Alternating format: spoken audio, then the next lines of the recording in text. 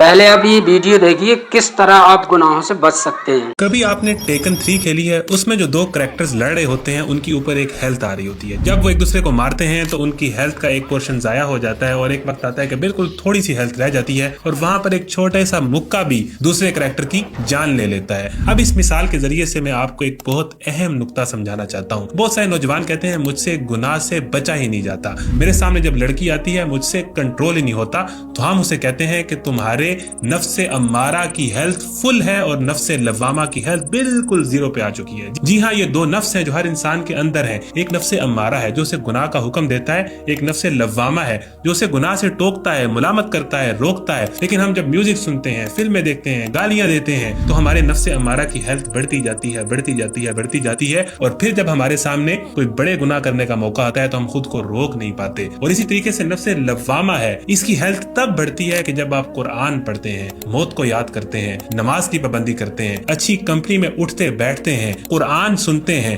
بیانات سنتے ہیں، تو آپ کے نفس لوامہ کی ہیلتھ بڑھتی جاتی ہے۔ اور اس موقع پہ گناہ سے بچنا آسان ہو جاتا ہے، گناہ کو چیلنج کرنا آسان ہو جاتا ہے۔ لیکن جب نفس لوامہ کی ہیلتھ کم ہو اور چھوٹے چھوٹے گناہوں سے نفس امارہ کی ہیلتھ بڑھ چکی ہو، تو جب سامنے گناہ کرنے کا موقع آتا ہے تو پھر انسان یہی کہتا ہے کہ میرے سے گناہ سے بچا ہی نہیں جاتا، میں خود پر کنٹرول ہی نہیں کر پاتا۔ دیکھیے کتنے بہتر انداز میں انہوں نے سمجھایا۔ یہ جو ہمارا دل ہوتا ہے وہ بالکل صاف ہوتا ہے، اگر اسے دھیرے دھیرے ہم کالا کر لیں گے تو اس پر کوئی اچھائی اثر نہیں کرے گی جلدی۔